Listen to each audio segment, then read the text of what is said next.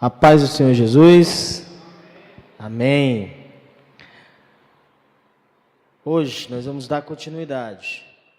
Será mais um dia em que nós vamos estudar um pouco sobre o Espírito Santo.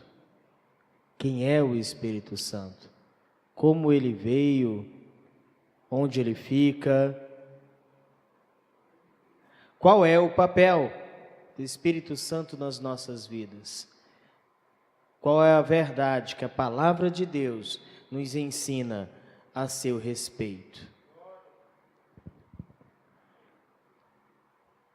Antes de mais nada, vamos orar ao Senhor. Santo Deus, Pai da eternidade, Senhor das nossas vidas, Pai Santo, eu te agradeço, Pai, pelo privilégio de poder estar aqui, Senhor, na Tua presença, levando a Tua palavra. Pai Santo e Pai amado, nós te agradecemos, Senhor, como igreja, pelo privilégio que temos, ó Senhor, de aprender do Teu Santo Espírito. Pai Santo, que seja o Teu Santo Espírito aqui nesse momento, Pai, a nos ensinar, Senhor, a nos orientar, pois nem sequer sabemos orar como convém. Mas, Pai, Teu Santo Espírito intercede por nós, Senhor. Teu Santo Espírito nos ensina, nos orienta, nos mostra o caminho. Pai Santo e Pai amado, que seja o Teu Santo Espírito agora, neste momento, a nos guiar ao entendimento da Tua palavra, para a Tua honra e para a Tua glória, em o nome do Senhor Jesus. Amém.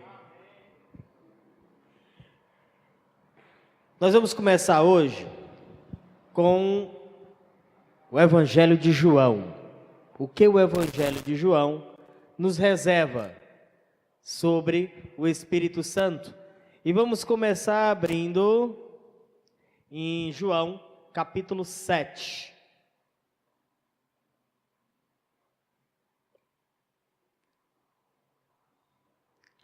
Capítulo 7. Versículo 37.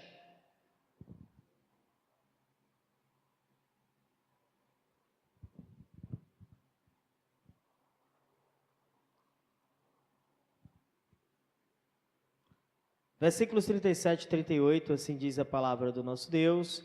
No último dia, o grande dia da festa, levantou-se Jesus e exclamou: se alguém tem sede, venha a mim e beba.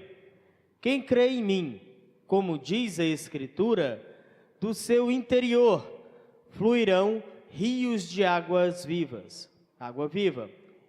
Isto ele disse com respeito ao Espírito que haviam de receber os que nele crescem, pois o Espírito até aquele momento não fora dado, porque Jesus não havia sido ainda glorificado.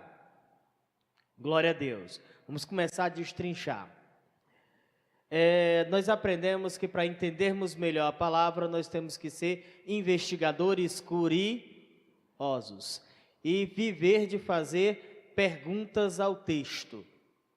Qual a primeira pergunta que o texto já começa a colocar na minha cabeça?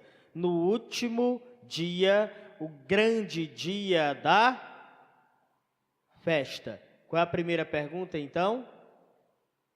Que festa? Que festa? Tinha algum significado? Por que Jesus estava nessa festa? Vejamos, essa grande festa, o último grande dia, ela é descrita no livro de Levítico, no capítulo 23, versículo 36. Vamos dar um pulinho lá bem rápido.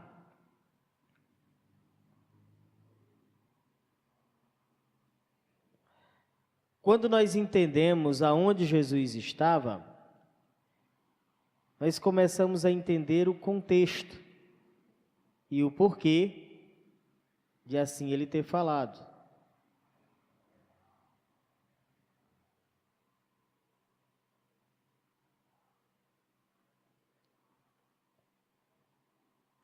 partir do verso 34. Levítico 23, a partir do versículo 34. Fala aos filhos de Israel, dizendo: aos 15 dias deste mês sétimo, será a festa dos tabernáculos ao Senhor, por 7 dias. Ao primeiro dia haverá santa convocação, nenhuma obra servil fareis. Tereis santa convocação e oferecereis ofertas, 7 dias oferecereis ofertas queimadas ao Senhor. Ao dia 8º tereis santa convocação e oferecereis ofertas queimadas ao Senhor. É reunião solene, nenhuma obra servil fareis. Amém. Glória a Deus. Só que um detalhe. Já nesse momento, em Israel, com Cristo, essa grande festa, a festa dos tabernáculos, ela tinha uma serventia, ela tinha um memorial, ela simbolizava algo para o povo judeu da época. O que o povo judeu da época celebrava? Os 40 anos de peregrinação no deserto, onde o povo de Israel murmurava por água, murmurava por pão, e ainda assim recebia do Senhor de graça. É nesse contexto da festa dos tabernáculos, no último dia dessa festa, o dia mais importante, o dia das ofertas, o dia da santa convocação, o dia em que todos estavam reunidos, que Jesus se pronuncia: quem tiver sede, venha a mim e beba. Deve ter sido confuso, né, para quem ouviu. Quando a gente continua o versículo, aí nós vamos entender ainda melhor. Realmente parece confuso, mas quando nós continuamos a leitura, que coisa maravilhosa é ler a palavra de Deus inteira.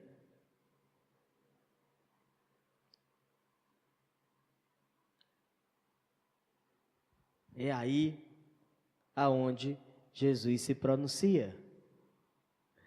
Quem crê em mim. Agora olha a partícula. Como diz a Escritura.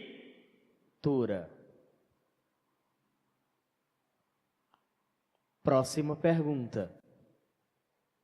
Que Escritura?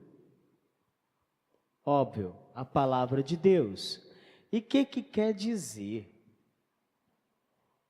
Quem crê em mim, como diz a Escritura, do seu interior fluirão rios de água viva. Jesus estava mencionando um versículo em Zacarias. Zacarias, capítulo 4.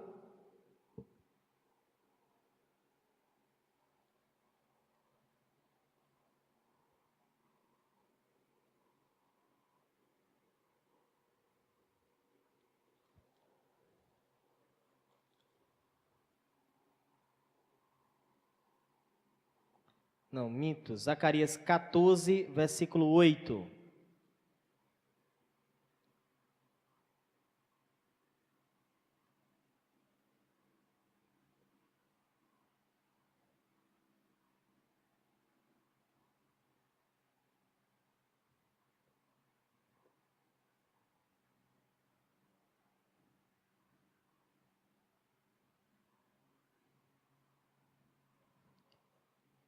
Zacarias 14, 8.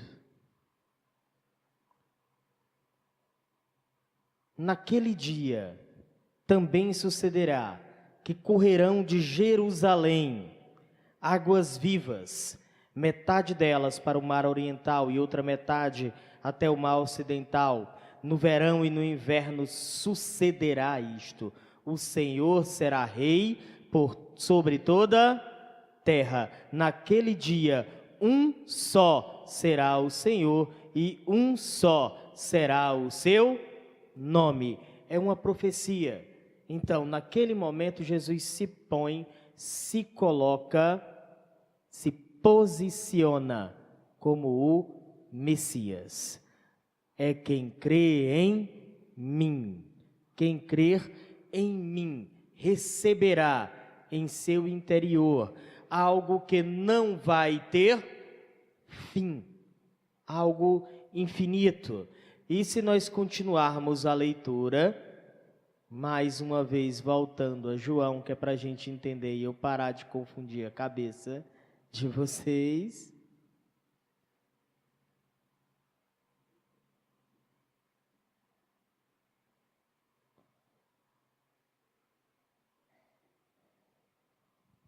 Isto ele disse com respeito ao Espírito que haviam de receber os que nele crescem. Calma. É o Espírito Santo de Deus. Detalhe, esse Espírito ainda havia de ser recebido. Até aquele momento, não haviam recebido o Espírito Santo. Mas, contudo, chama a atenção uma pequena partícula. Os que nele crescem. Havia uma necessidade de que houvesse fé, de que houvesse crença, mais uma vez, de que houvesse decisão. Se nós relembrarmos um pouquinho a nossa quinta-feira passada, nós vamos lembrar dos fariseus e dos saduceus. O que faltava-lhes? Não era só o fato de faltava frutos dignos de arrependimento, faltava-lhes fé, faltava-lhes crer que aquilo não era apenas um rito, mas sim uma decisão de imergir, de submergir naquilo que deveria ser Deus na sua vida e não o inverso. O que era o inverso?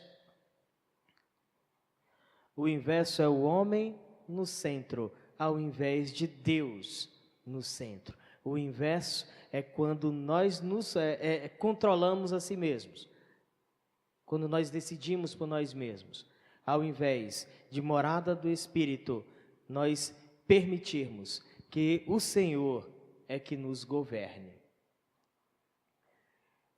Então, aqui o Espírito Santo ainda não havia sido dado. Por quê? Porque Jesus não havia sido ainda glorificado. Quando ocorreu a glorificação que permitiu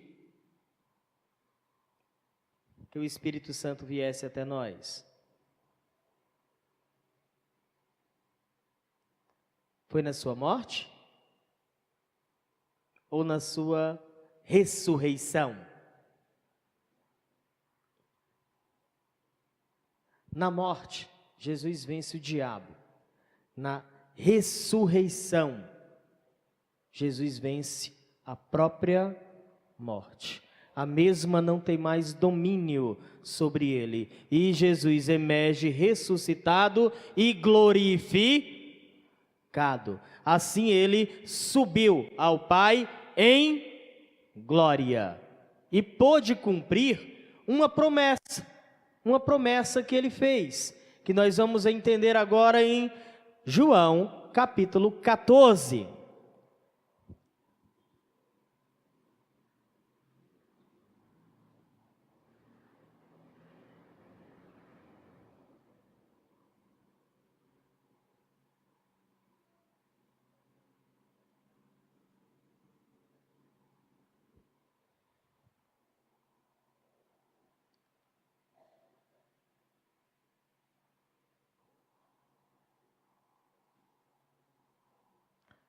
João 14, versículo 16.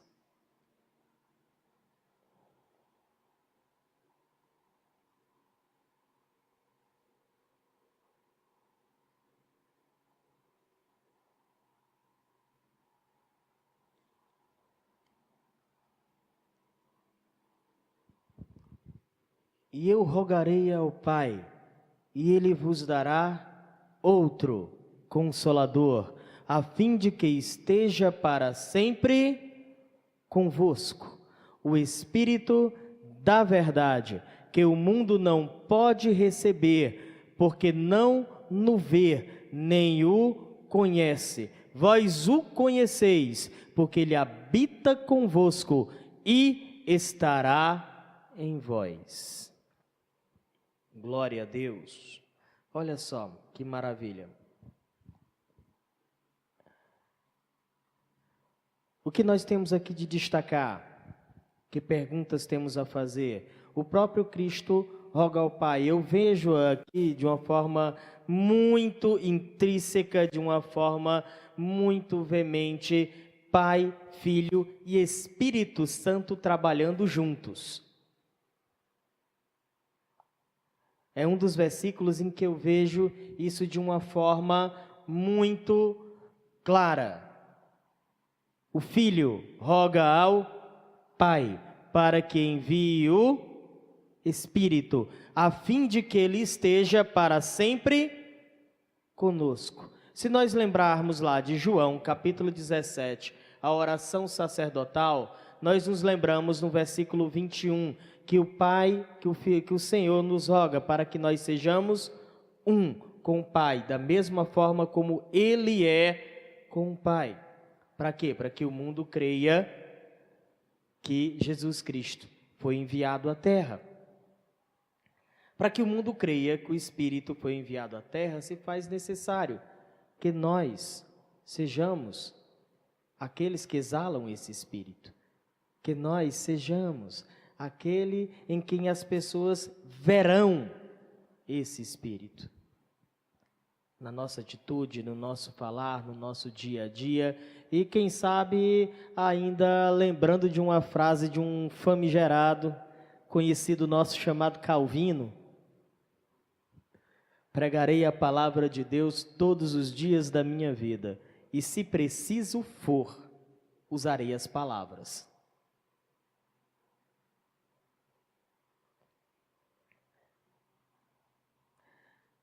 Nesse versículo, o que eu tenho a destacar? Primeiro, o Espírito da verdade. Em João 14,6, Jesus se classifica como: eu sou o caminho, e a vida.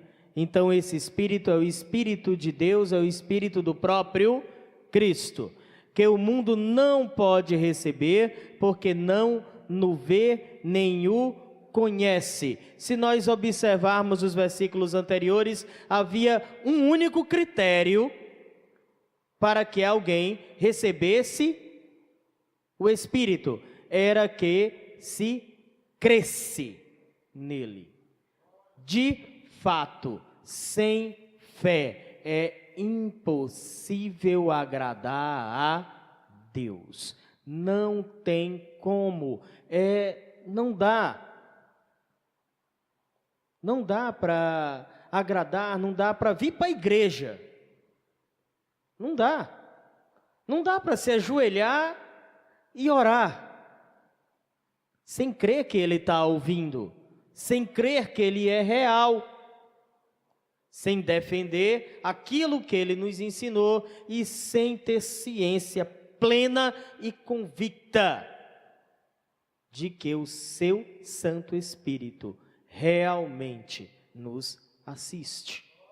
Sem ser dessa forma, nós viveríamos vidas sem esperança, tal qual aquela que nós estudamos dos saduceus, que nem sequer criam em vida após a morte. Morreu, acabou, a matéria não existe mais, o espírito morre também. Que espécie de vida seria essa?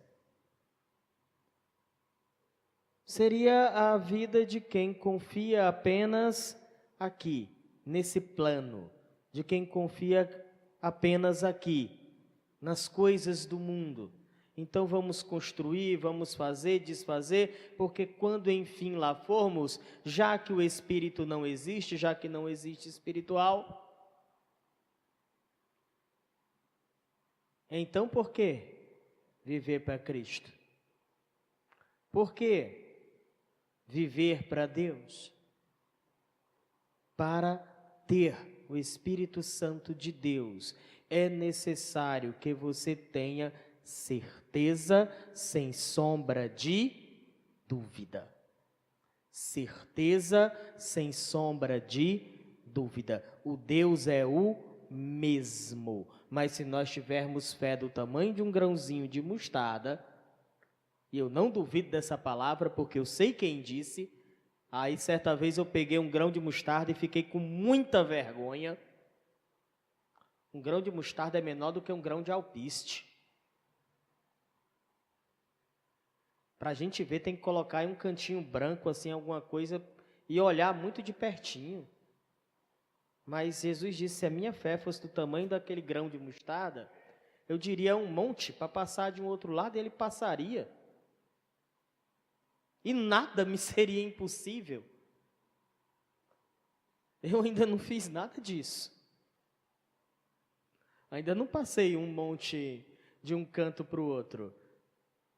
Mas enfim, para honra e glória do Senhor, nós estamos todos os dias aqui. Estamos todos os dias orando aos seus pés. Estamos todos os dias buscando o entendimento da sua palavra, para que sejamos todos os dias encontrados seus servos na sua presença, para a honra e glória dele. Para a honra e glória dele. Para que ele seja glorificado através das nossas vidas. E orando continuadamente, Senhor, aumenta-me a fé. Senhor, aumenta-me a fé, para que eu não tenha medo, para que eu não tenha dúvida, para que diante daquele que precisa do Espírito Santo que habita em mim, eu seja capaz de dar a ele e não reter para mim, escondido. Pois é para isso que se crê e se recebe o Espírito. Muito cuidado com o que a gente pede a Deus. Algumas vezes nós pedimos coisas a Deus sem saber para que elas servem. Se você pedir a Deus, me enche mais do teu Espírito, prepare-se para o serviço que Ele vai te dar.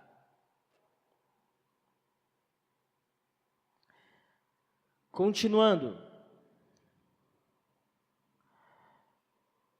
Não vê nem o conhece, mas vós o conheceis. Por quê? Porque Ele habita convosco. O verbo aqui está no presente. Isso lá na época. Vamos remeter lá àquele momento, ainda com Cristo. Ele habita. Então quer dizer que o Espírito Santo naquele momento habitava na terra? Eu me lembro que eu tinha essa dúvida. Eu sempre achava que era dessa forma. Enquanto um estava aqui, dois estavam lá em cima. Eu fui ensinado dessa forma. Triste erro. O Espírito Santo de Deus diversas vezes esteve na terra para realizar uma determinada missão e voltar. E sim, ele habita na terra, convencendo da justiça e do pecado do juízo. Foi o Espírito Santo que revelou a Pedro que Jesus era o Cristo. Pois Cristo disse, não foi carne nem sangue que tu revelou, mas meu Pai que está no céu. Através de quê? Do seu Santo Espírito. Mas aí vem a próxima partícula.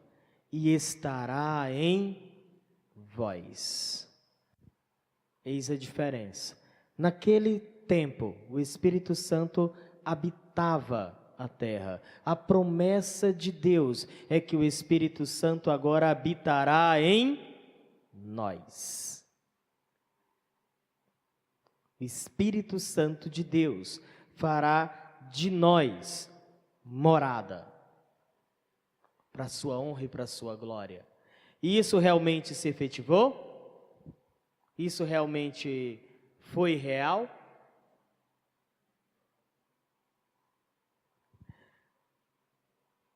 Em Atos, nós vemos em Atos capítulo 2,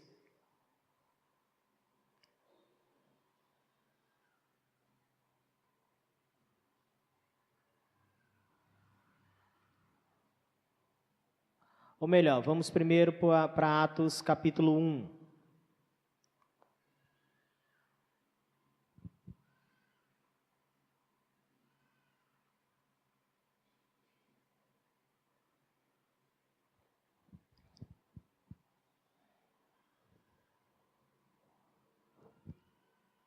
Atos, capítulo 1, a partir do verso 5.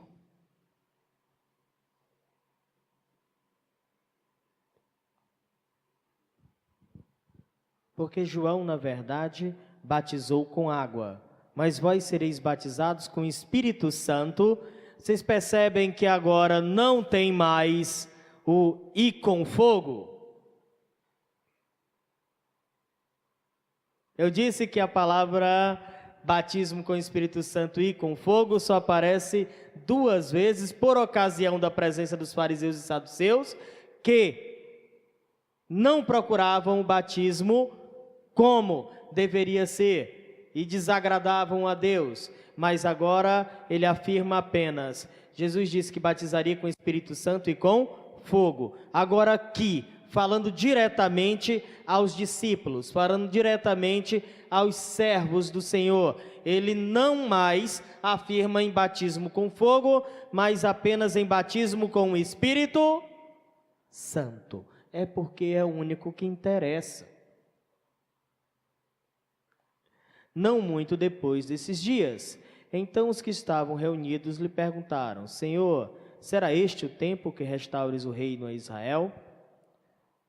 Respondeu-lhes: não vos compete conhecer tempos ou época que o Pai reservou para a sua exclusiva autoridade, mas tem algo que vocês precisam saber. Não é esse o tempo, mas tem uma coisa que vocês precisam saber. Mas recebereis poder ao descer sobre vós o Espírito Santo e sereis minhas testemunhas, tanto em Jerusalém como em toda a Judéia e Samaria e até os confins da terra. Quando eu olhei essa palavra poder pela primeira vez, eu achei muito parecida com uma coisa que eu estudei. A palavra é dínamos, de onde deriva a dinâmica da física e quer dizer força necessária para quebrar inércia, ou seja, para te tirar do lugar, para fazer você se mexer. Pediu poder, vai receber o Espírito Santo? Bacana, ótimo. Porém, depois de receber, aí você tem um trabalho a fazer. E sereis minhas testemunhas. Não vem para isso. Quando o Espírito Santo vem, ele vem para realizar em nós um trabalho de nós fluir água viva. Para quê? Para que nós levemos a sua palavra até os confins da terra. Começando pelos nossos lados, começando pelas proximidades. Sim, o Espírito Santo veio. Agora sim, vamos para Atos capítulo 2.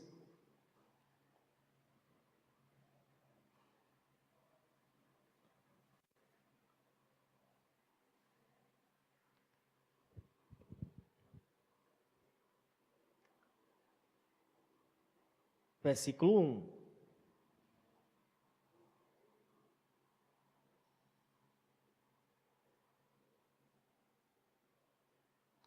Ao cumprir-se o dia de Pentecostes, estavam todos reunidos no mesmo lugar.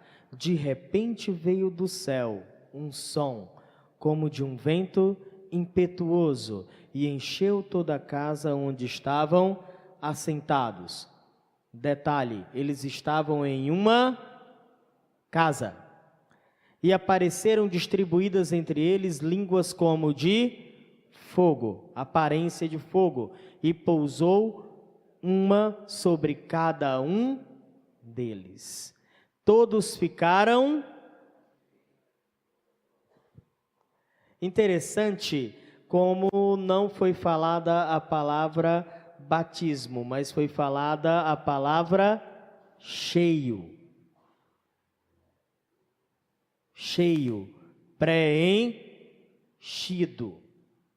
O batismo com o Espírito Santo, ele também pode ser comparado com um preenchimento de poder. Para quê? Para se realizar algo que vem depois. E todos ficaram cheios do Espírito Santo e passaram a falar em outras línguas conforme o Espírito lhes concedia que falassem. Pessoal, a palavra línguas aqui, nesse contexto aqui, a palavra é dialectos. Não estou dizendo que eu descreio do dom de línguas, conhecido como glossolalia. Não descreio, mas dele nós estudaremos em um outro momento. A necessidade de que a palavra de Deus seja pregada e seja pregada de forma correta, como a mesma diz, sem distorcer coisa alguma da mesma. É por isso que, no versículo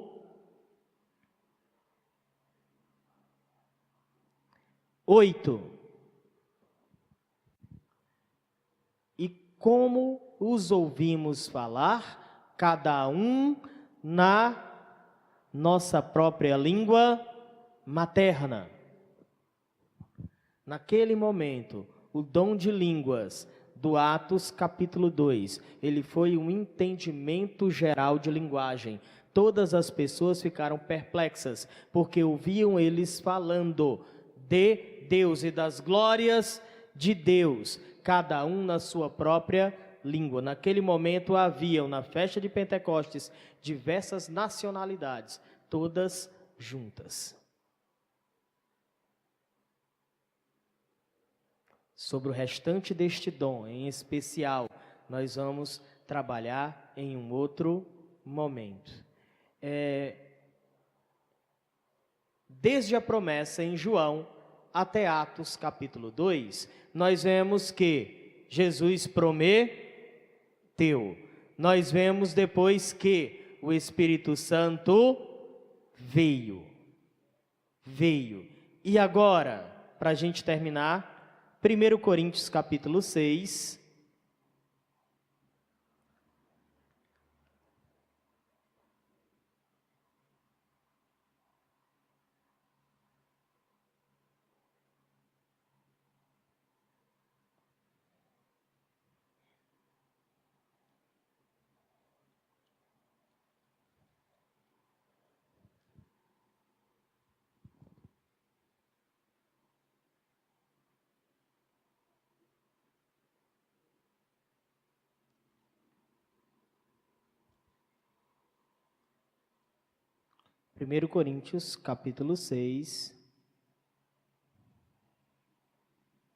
versos 19 e 20.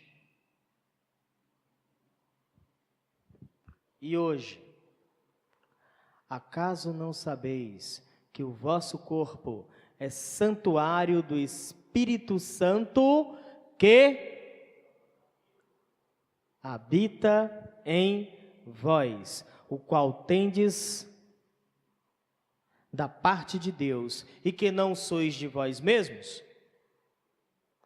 Pois fostes comprado por preço. Agora, pois, glorificai a Deus no vosso corpo.